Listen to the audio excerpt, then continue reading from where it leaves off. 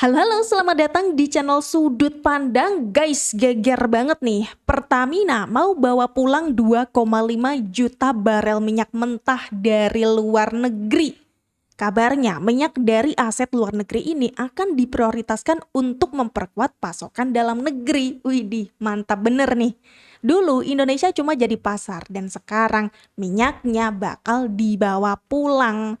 Siapa yang selama ini ikut menikmati minyak Indonesia siap-siap kehilangan cuan. Ini nih beritanya teman-teman ya, kita kutip dari CNBC Indonesia. Pertamina bawa pulang 2,5 juta barel minyaknya di luar negeri ke Indonesia. Wow, kita baca sekilas teman-teman ya. PT Pertamina Persero berencana membawa pulang minyak mentah dari asetnya di luar negeri ke Indonesia. Hal ini dilakukan untuk memperkuat pasokan minyak bagi kebutuhan kilang dalam negeri. Setidaknya nih, Pertamina akan membawa sekitar 2,5 juta barel minyak hasil produksi dari asetnya di luar negeri ke Indonesia, dan jumlah tersebut sekitar 1,7 juta barel telah masuk ke dalam negeri. Untuk sekedar diketahui teman-teman, Pertamina memiliki sejumlah lapangan migas di luar negeri melalui PT Pertamina International Eksplorasi dan Produksi atau PIEP. Sejumlah aset migas di luar negeri ini antara lain terdapat di Aljazair, Irak, Angola, bahkan juga di Malaysia dan di beberapa negara lainnya. Waduh, ada negara Malaysia nih yang ternyata selama ini menikmati minyak dari Indonesia. Kalau minyak-minyak ini pada akhirnya dikirimkan ke negara kita sendiri, wah, Malaysia siap-siap nih kehilangan cuan. Indonesia impor minyak bumi dari mana? Kita impor minyak bumi dari Singapura. Kita impor minyak bumi dari Malaysia. Berapa? 70 triliun. Kita impor minyak bumi dari Singapura 157 triliun. Waduh. Kita impor crude oil dari Arab Saudi. Berapa? 175 triliun. Jadi kita memang negara budak. Dibikin supaya kita terus-menerus belanja barang-barang impor itu. Dan teman-teman berkontribusi terhadap pelemahan rupiah. Kenapa? Kalau sampai hari ini lu masih pakai mobil berbahan bakar minyak, wois, lu sudah berkontribusi menghancurkan rupiah karena minyak lu diimpor. Ya beda kalau lu naik kendaraan listrik. Kendaraan listrik lu bahan bakunya batu bara dari perut bumi Indonesia. Asli made in Indonesia. Ya, so pasti Malaysia bakal menangis tahu kabar ini teman-teman. Karena selama ini Malaysia menganggap Indonesia ini budak mereka. Mereka menjebak Indonesia dengan mengambil minyak mentah kita. Lalu mereka jual lagi setelah jadi ke kita. 90%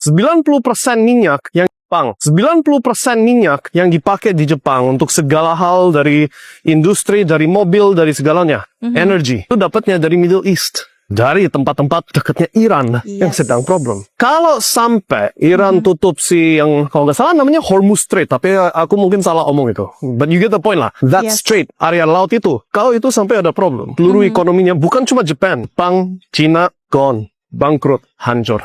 Kalau itu sampai terjadi, korbannya ke siapa selanjutnya? Well, bagaimanapun pabrik tetap harus jalan, bagaimanapun tetap harus ada energi. Oke, so calon-calonnya mana saja? Indonesia punya minyak yang banyak. Indonesia juga punya crude oil. Betul. Crude oil, batu bara, mungkin Indonesia yang dirampok. Who knows? Gak cuma Malaysia aja teman-teman, tapi negara maju ini juga berpotensi ngamuk besar kalau sampai Indonesia akan membawa pulang minyaknya ke dalam negeri. Karena ternyata banyak negara-negara maju ya, misalnya aja nih Jepang ya, yang sangat membutuhkan Indonesia, sangat membutuhkan minyak-minyak dari negara Indonesia kalau Selat Hormuz nggak kunjung dibuka. Pabrik-pabrik dari negara besar bisa-bisa bangkrut teman-teman. Gak cuma pabriknya aja, kalau krisis energi semakin merajalela, bahkan negara lain pun bisa-bisa bangkrut. Dan tadi benar itu peringatan dari Menteri ESDM, semua itu milik bangsa Indonesia, bukan milik pengusaha. Dan tadi benar itu peringatan dari Menteri ESDM, semua itu milik bangsa Indonesia, bukan milik pengusaha. Ya. Bahwa semua produksi batu bara diutamakan untuk kepentingan kebutuhan nasional kita. So pasti. Itu juga tentang semua, termasuk kelapa sawit. Jadi kita harus penuhi kebutuhan bangsa kita dulu, baru kita izinkan ekspor. Sekarang perusahaan-perusahaan batubara yang sudah memberikan RKB, kita mewajibkan untuk DMO. Kalau tidak Pak, kalau kebutuhan nasional tidak tercukupi, maka tidak kita keluarkan izin ekspor. Jadi artinya apa? Orientasi kita adalah kebutuhan domestik. Bahkan kami telah menyiapkan campaign bahwa seluruh produk batubara yang kita hasilkan memenuhi kebutuhan negeri, sisanya baru kita ekspor. Nih teman-teman, kalian masih ingatkan dengan apa yang dikatakan oleh Presiden kita Pak Prabowo? Semua sumber daya alam Indonesia diutamakan, didahulukan, diprioritaskan untuk kebutuhan rakyat Indonesia. Untuk kebutuhan dalam negeri dulu, baru tuh kalau surplus, kalau ada kelebihan bakal diekspor, bakal dijual ke negara lain. Ini salah satu buktinya nih, Pertamina ya kan membawa pulang minyak dari sumur-sumur yang ada di luar negeri pulang ke Indonesia lagi untuk memenuhi kebutuhan kita. Biar apa? Biar kita nggak impor-impor, biar kita nggak ngasih cuan cuma-cuma ke negara lain.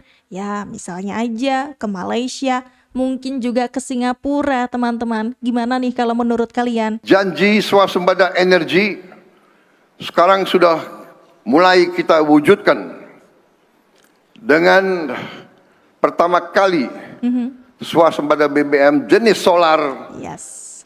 Kita berhasil produksi diesel dengan B50 dari kelapa sawit. Sehingga mulai tahun ini, mulai 1 Juli 2026, Yes. kita tidak lagi mengimpor solar dari luar negeri. Dan kita berhasil menghemat devisa 170 triliun rupiah, sekitar 9,5 miliar dolar Amerika, tidak lagi harus kita kirim ke luar negeri. Selain tarik kembali aset minyak yang ada di luar negeri, teman-teman, Pak Prabowo juga terus menggenjot swasembada energi. Salah satu bukti nyatanya adalah B50 yang sudah diimplementasikan. Di mana nih BBM kita, solar kita dicampur dengan sawit 50%. Satu gebrakan yang luar biasa sekali, yang tentu saja imbasnya akan luar biasa, teman-teman ya. Akan mengurangi impor kita, akan membuat duit-duit kita, devisa kita tidak terbuang ke luar negeri begitu aja, tidak memperkaya negara-negara tetangga. Karena sebenarnya kita ya memang punya sumber daya alam yang melimpah gitu. Bahkan diakui kan tadi sama kokoh-kokoh tadi, kalau Indonesia ini punya cadangan migas yang banyak banget dan itu bisa dimanfaatkan untuk memenuhi kebutuhan dalam negeri. Nggak perlu impor-impor. Nah, imbas yang paling terasa kepada Malaysia nih, kalau kita menarik aset minyak kita dari luar negeri ke Indonesia, terus kita nggak impor-impor lagi dari negara mereka, ya ini nih, Petronas bakal PHK 5.000 karyawan. Waduh. Kenapa Petronas terpaksa kurangkan 10% pekerja? 10% ni lebih kurang 5,000 orang pekerja. Wow. Pertama sekali, pendapatan Petronas pada tahun lepas jatuh lebih 30%. Salah satu sebab utamanya adalah kerana harga minyak dunia jatuh. Dulu Brent boleh cecah $100. Sekarang harga di bawah $70. Bila harga jatuh, margin untung pun makin nipis. Lepas tu banyak medan minyak yang Petronas operate sekarang ni dah lama. Maintenance tinggi, hasil makin kurang. Bila overhead terlalu besar, syarikat mula struktur balik operasi. CEO Petronas kata, ini bukan retrenchment. Dia guna istilah resizing. Maksudnya, mereka tengah susun balik. Streamline team. Fokus pada operasi yang lebih efisien dan kurang overlap. Dunia sekarang pun tengah shift ke arah tenaga yang boleh diperbaharui. Jadi, Petronas pun kena ready. Tak boleh harap minyak semata-mata. Mereka tengah pivot perlahan ke arah energy transition. Secara kesimpulannya, langkah ini adalah kesan tekanan ekonomi global dan keperluan jangka panjang syarikat untuk terus survive. Apa Ini nih teman-teman ya, lihat sendiri ya, ketika Indonesia sudah semakin berani ya untuk melakukan kebijakannya ya, untuk menarik aset minyak dari luar negeri, lalu juga stop impor dengan cara mencampurkan sawit ke dalam solar kita atau B50 nih, ada perusahaan yang sebenarnya seringkali dibangga-banggakan sama Malaysia nih, Petronas ya, yang justru kabarnya bakal PHK 5.000-an karyawan. Rasain kan tuh? Penyawa awam harus tahu, satu dunia tak ada yang boleh menyanyi kita. Dunia lagi guncang tapi kok tetangga sebelah makin meriang. Habislah Petronas lepas ni. Ini semua salah PMX. Petronas yang diagung-agungkan lagi sibuk pecat-pecatin karyawan. Sementara Pertamina kita malah lagi asyik borong minyak diskon dari Rusia dan pamer otot pakai B100. Kita digempalkan dengan isu 5,000 pekerja Petronas yang bakal diberhentikan. Petronas mengumumkan bahawa 5,000 pekerjaan bakal berhentikan. Ini berita besar. Kenapa ini berlaku? Dan mereka tidak akan ada pekerjaan baru atau new positioning opening sampai ke 2026. Ini Kesan krisis bekalan global dijangka dirasai rakyat Malaysia dalam tempoh 1 hingga 2 bulan. Harga makanan dan barangan harian dijangka meningkat secara berperingkat. Sektor logistik, pertanian dan industri berasaskan bahan mentah antara yang terkesan awal. Keadaan masih terkawal buat masa ini dibantu subsidi bahan api, namun rakyat digesa berbelanja secara berhemah. Selama ini kita dianggap adik kecil, tapi lihat sekarang.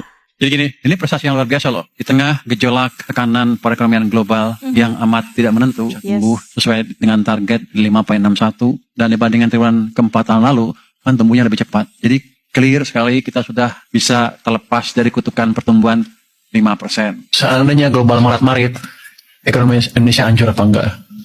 Enggak. Karena 90% ekonomi kita di-drive oleh domestic demand, yang 10% hanya asing. Di video kali ini, kita bongkar habis-habisan kenapa kebijakan BBM satu harga Indonesia. Itu bukan cuma soal bensin, tapi soal harga diri bangsa yang bikin Kuala Lumpur mendadak mulas. Belum lagi soal IKN yang bikin warga Sabah Sarawak mulai patah hati sama pusat.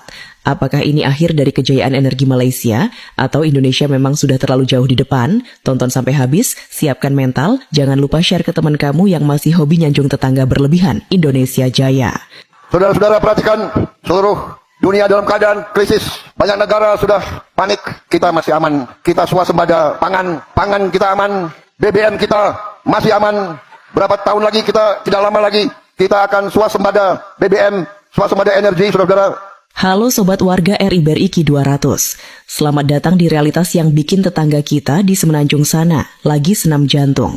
Selama ini kita selalu disuguhi narasi kalau Malaysia itu abang jago di urusan energi.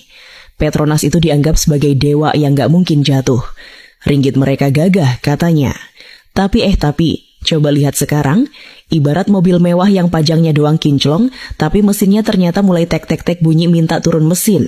Kita mulai dari isu yang lagi panas-panasnya, efisiensi alias PHK massal di Petronas.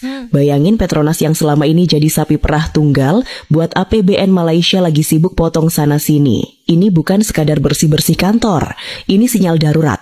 Kenapa? Karena mereka mulai sadar kalau jualan minyak mentah hasil ngerampok dari perut bumi Sabah dan Sarawak. Itu ada batasnya. Cadangannya makin menipis, tapi gaya hidup di Kuala Lumpur makin elit. Akibatnya, efisiensi gila-gilaan. Ribuan karyawan yang dulunya bangga pakai ID card Petronas sekarang mulai was-was besok makan apa. Lucunya netizen sana masih sempat-sempatnya sombong bilang, at least ringgit kami kuat. Lah bos, apa gunanya ringgit kuat kalau barangnya mulai langka dan harga di SPBU pelan-pelan? Dulu aja ya, Malaysia ini disebut tidak boleh ada yang menyaingi mereka teman-teman. Tapi faktanya sekarang gimana nih ya? Petronas yang mereka banggain banget ya kan, BUMN migas mereka harus mem-PHK ribuan karyawannya. Ini artinya apa teman-teman? Ini tandanya apa teman-teman? Kalian boleh tulis pendapat kalian di bawah ya. 5 bahan mentah dari Indonesia yang paling dibutuhkan dunia. Bahan yang nomor 1 ini 90% kebutuhan dunia berasal dari Indonesia. Tapi kasihan, harganya itu sangat murah.